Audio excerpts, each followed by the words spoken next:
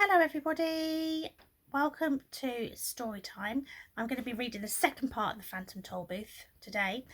I hope you're all okay and this video finds you well and your family well. I miss you all, especially Cherry class.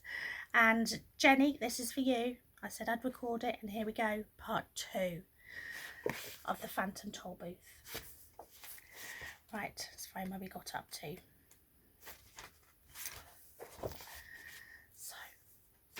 Mile after mile, after mile after mile, and everything became greyer and more monotonous.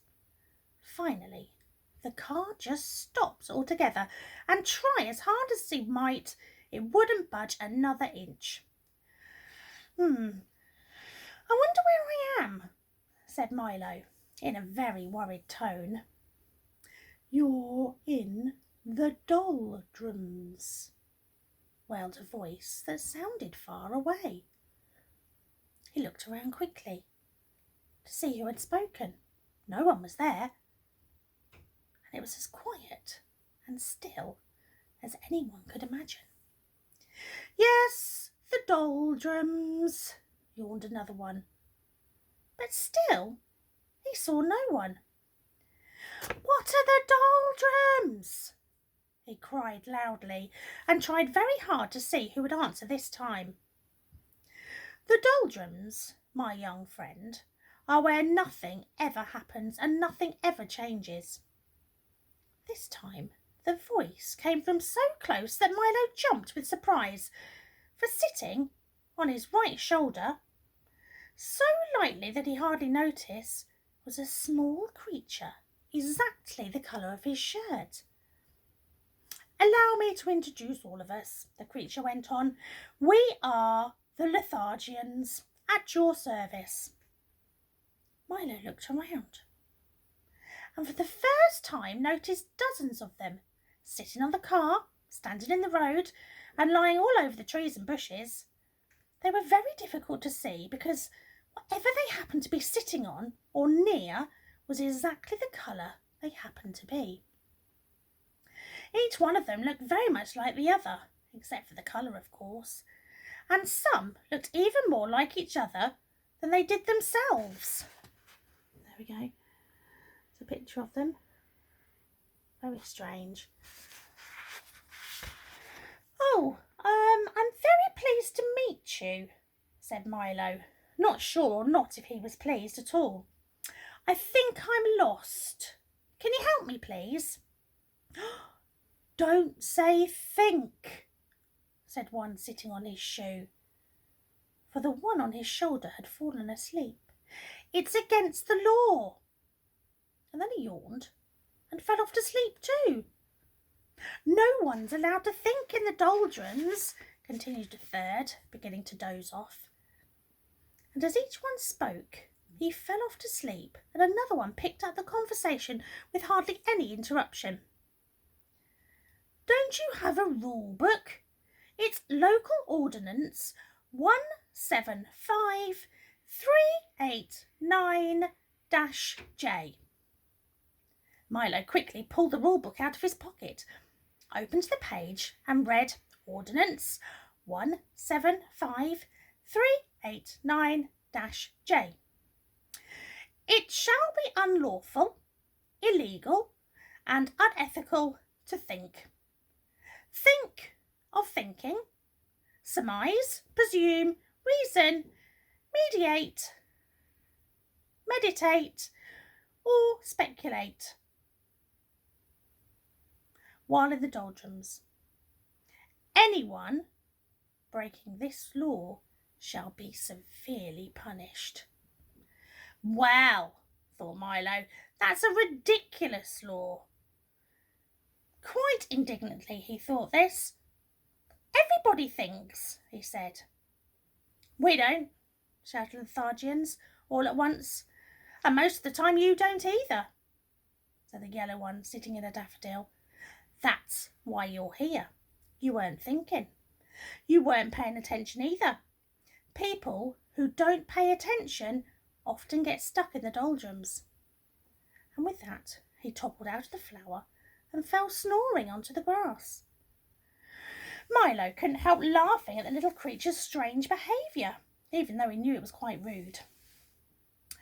"Stop that at once," ordered the fawn one, clinging to his trousers. "Laughing is against the law. Don't you have a rule book? It's Local Ordinance 57438-1-W. Opening the book again, Milo found Ordinance 574-381-W. In the doldrums, laughter is frowned upon and smiling is permitted only on alternate Thursdays. Violators shall be dealt with most harshly." "Well, if you can't think or you can't laugh, what can you do?" asked Milo. "Anything, as long as it's nothing, and everything, as long as it isn't anything," explained another. "There's lots to do. We have a very busy schedule." There's Milo looking at his book and all the little creatures around him.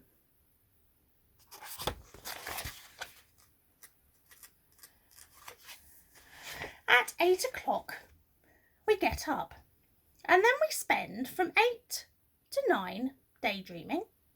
From 9 to 9:30, we take our early mid-morning nap. From 9:30 till 10:30, we dawdle and delay. From 10:30 to 11:30, we take our late, early morning nap. From 11:30 to 12, we bide our time and then eat lunch. From 1 to 2, we linger and loiter. From 2 to 2:30, we take our early afternoon nap. From 2:30 to 3:30, we put off for tomorrow what we could have done today. From 3:30 to 4, we take our early, late afternoon nap. And from 4 to 5, we loaf and lounge until dinner.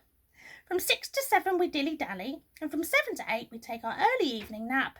And then for an hour before we go to bed at 9 o'clock, we waste time. As you can see, that leaves almost no time for brooding, lagging, plodding, or procrastinating. And if we stopped to think or laugh, we'd never get anything done. "You mean you'd never get anything done?" corrected Milo. "We don't want to get anything done," snapped another angrily. "We want to get nothing done, and we can do that without your help." "You see," continued another one, "it's really quite strenuous doing nothing all day. So once a week we take a holiday and go nowhere, which was just where we were going when you came along. Would you care to join us?" "Well, might as well," said Milo. "That's where I seem to be going anyway." "Tell me," he yawned, for he felt ready for a nap now himself, "does everyone here do nothing?" "Everyone but the terrible watchdog," said the two of them, shuddering in chorus. "He's always sniffing around to see that nobody wastes time. A most unpleasant character." "The watchdog?" said Milo quizzically. "The watchdog," shouted another one, fainting from fright, for racing down the road, barking furiously and kicking up a great cloud of dust, was the very dog of whom they had been speaking. There he is. "Run! Wake up! Run! Here he comes! The watchdog!" Great shouts filled the air as Lethargians scattered in all directions and soon disappeared entirely. "Ruff!" exclaimed the watchdog as he dashed up to the car, loudly huffing and puffing and panting. Milo's large eyes opened wide, and there in front of him was a large dog with a perfectly normal head, 4 feet and a tail, and the body of a loudly ticking alarm clock. "What are you doing here?" growled the watchdog. There he is. I'm just killing time, replied Milo apologetically. You see, killing time? Roared the dog so furiously that his alarm went off. It's bad enough wasting time without killing it. And he shuddered at the thought. Why are you in the doldrums anywhere? Don't you have anywhere to go? I was on my way to Dictionopolis when I got stuck here, explained Milo. Can you help me? Help you? You must help yourself, the dog replied, carefully winding himself with the left hind leg. I suppose you know why you got stuck. There he is, winding himself with his leg. I suppose I just wasn't thinking, said Milo. Precisely, shouted the dog, and his alarm went off again. Now you know what you must do. I'm afraid I don't, admitted Milo, feeling quite stupid. Well, continued the watchdog impatiently, since you got here by not thinking, it seems reasonable to expect that in order to get out you must start thinking. And with that, he hopped into the car. Do you mind if I get in? I love car rides. Milo began to think as hard as he could, which was really difficult since he wasn't used to doing it. He thought of birds that swim and fish that fly. He thought of yesterday's lunch and tomorrow's dinner. He thought of words that began with J and numbers that ended in 3. And as he thought, the wheels began to turn. We're moving! We're moving! He shouted happily. Keep thinking, scolded the watchdog. The little car started to go faster and faster as Milo's brain whirled with activity, and down the road they went. In a few moments they were out of the doldrums and back on the main road. All the colours had returned to their original brightness as they raced along the road. Milo continued to think of all sorts of things, of the many detours and wrong turns that were so easy to take, of how fine it was to be moving along, and most of all, how much could be accomplished with just a little thought. And the dog, his nose in the wind, just sat back, watchfully ticking. Chapter 3. Welcome to Dictionopolis. You must excuse my gruff conduct, the watchdog said, after they'd been driving for some time. But you see, it's traditional for watchdogs to be ferocious. Milo was so relieved at having escaped the doldrums that he assured the dog that he will bore him no ill will, and, in fact, was very grateful for the assistance. Splendid, shouted the watchdog. I'm very pleased. I'm sure we'll be great friends for the rest of the trip. You may call me Tock. That's a very strange name for a dog who goes tick, tick, tick, tick all day, said Milo. Why didn't they call you? Don't say it, gasped the dog, and Milo could see a tear well up in his eye. Oh, I didn't mean to hurt your feelings, said Milo, not meaning to hurt his feelings. It's all right, said the dog, getting a hold of himself. It's an old story and a sad one, but I can tell you it if you want to, if you want me to. When my brother was born, the first pup in my family, my parents were overjoyed and immediately named him Tick, in expectation of the sound they were sure he'd make. On first winding him, they discovered, to their horror, instead of going tick, tick, tick, tick, tick, he went tock, tock, tock, tock, tock, tock. They rushed to the Hall of Records to change his name, but too late. It was already been officially inscribed and nothing could be done. When I arrived, they were determined not to make the same mistake twice, since it seemed logical that all their children would make the same sound, so they named me Tock. And of course, you know the rest. My brother is called Tick because he goes tock, tock, tock, tock, tock.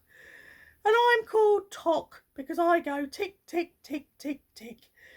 and both of us are forever burdened with the wrong names. My parents were so overwrought that they gave up having any more children and devoted their lives to doing good work among the poor and hungry." "But how did you become a watchdog?" interjected Milo, hoping to change the subject, as Tog was sobbing quite loudly now. "That," he said, rubbing a paw in his eye, "is also traditional. My family have been watchdogs from father to son almost since time began. You see," he continued, beginning to feel a bit better, "once there was no time at all and people found it very inconvenient. They never knew whether they were eating lunch or dinner, and they were always missing trains. So time was invented to help them keep track of the day and get to places when they could. When they began to count all the time that was available, with 60 seconds in a minute and 60 minutes in an hour and 24 hours in a day and 365 days in a year, it seemed as if there was much more than could ever be used. If there's so much of it, it couldn't be very valuable, was the general opinion, and it soon fell into disrepute. People wasted it and even gave it away. Then we were given the job of seeing that no one wasted time again," he said, sitting up proudly. "It's hard work for a noble calling, for you see," and now he was sitting on the seat, one foot on the windshield, shouting with his arms outstretched. "It's our most valuable possession, more precious than diamonds. It marches on. It and tide wait for no man. And—" At that point in the speech, the car hit a bump in the road, and the watchdog collapsed in a heap on the front seat, and his alarm began to ring again furiously. "Oh, are you all right?" shouted Milo. Grunted Tog. "Sorry to get carried away, but I think you get the point."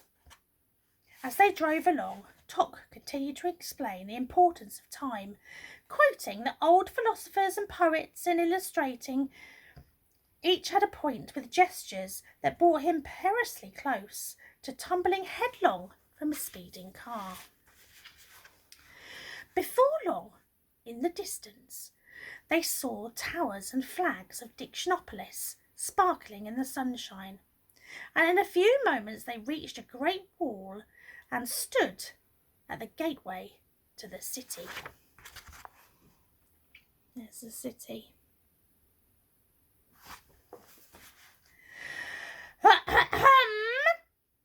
Roared the sentry, clearing his throat and shapping smartly to attention. "This is Dictionopolis, a happy kingdom, advantageously located in the foothills of confusion and caressed by gentle breezes from the sea of knowledge. Today, by royal proclamation, is market day. Have you come to buy or sell?" "I beg your pardon," said Milo. There's the guard. You see it? A bit out of focus.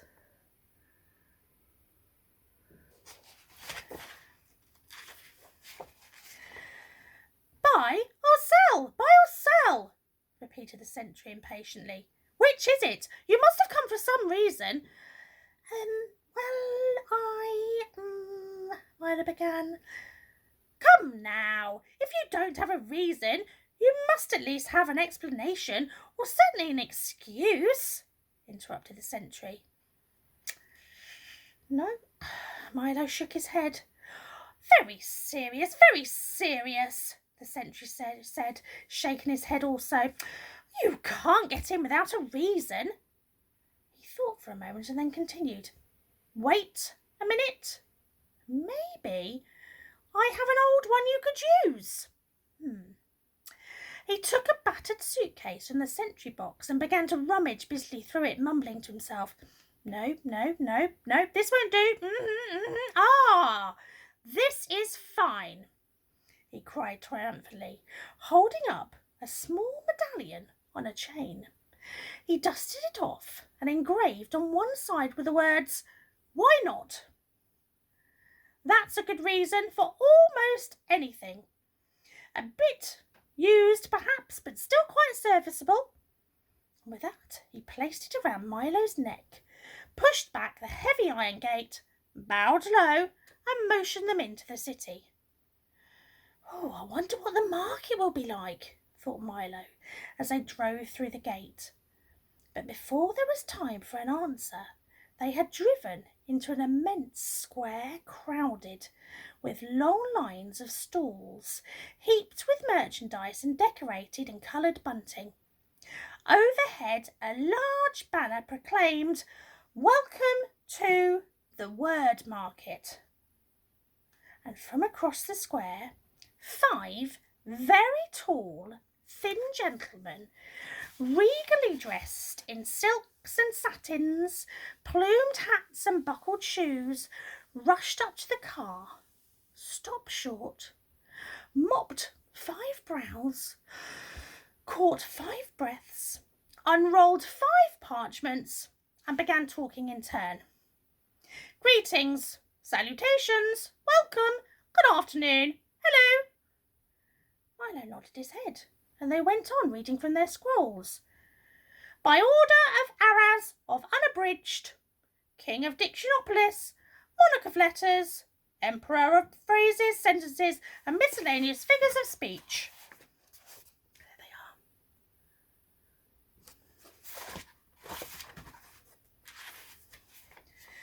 "We offer you our hospitality of the kingdom, country, nation, state, commonwealth, realm, empire, palatinate, principality." "Do all those words mean the same thing?" gasped Milo. "Of course, certainly, precisely, exactly, yes," they replied in order. Well then," said Milo, not understanding why each one said the same thing in a slightly different way. "Wouldn't it be simpler just to use one? It would certainly make more sense." "Nonsense, ridiculous, fantastic, absurd, bosh," they chorused again and continued. "We're not interested in making sense. It's not our job," scolded the first one. "Besides," explained the second, "one word is as good as another, so why not use them all?" "Then you don't have to choose which one is right," advised the third. "Besides," said the fourth, "if one is right, then 10 are 10 times as right." "Obviously, you don't know who we are," sneered the fifth, and they presented themselves one by one. "I am the Duke of Definition, the Minister of Meaning, the Earl of Essence, the Count of Connotation, the Under-Secretary of Understanding." Milo acknowledged their introduction, and, as Tock growled softly, the minister explained, "We are the King's advisers, or, in more formal terms, his cabinet." "Cabinet," recited the Duke. 1, a small private room or closet, case with drawers, etc., for keeping valuables or displaying curiosities. 2, council room for chief ministers of state. 3, a body of official advisers to the chief executive of the nation. "So you see," continued the minister, bowing thankfully to the Duke, "Dictionopolis is a place where all the words in the world come from. They're grown right here in our orchards."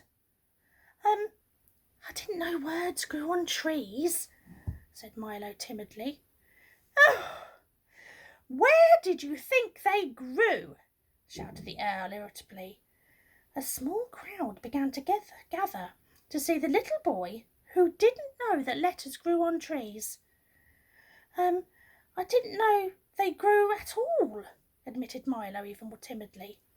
Some people shook their heads sadly. "Well, money doesn't grow on trees, does it?" demanded the Count. "I've heard not," said Milo. "Then something must, and why not words?" exclaimed the Under-Secretary triumphantly. The crowd cheered his display of logic and continued about its business.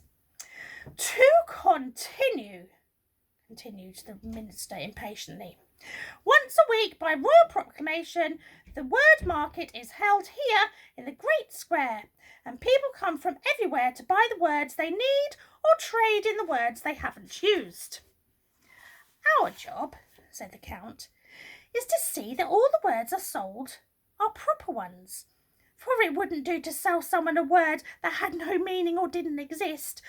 For instance, if you bought a word like gooblish, where would you use it?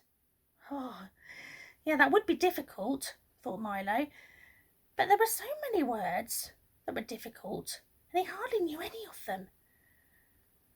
But we never choose which ones to use, explained the Earl as they walked towards the market stalls.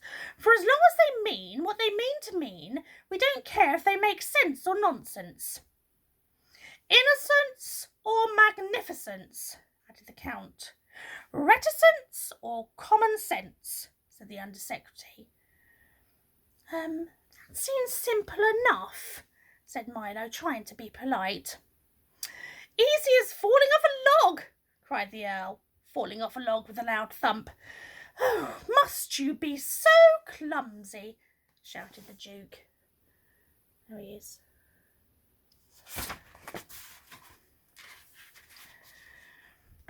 All I said was, began the Earl, rubbing his head.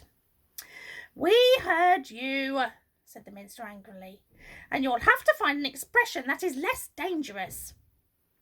The Earl dusted himself, and the others sniggered audibly.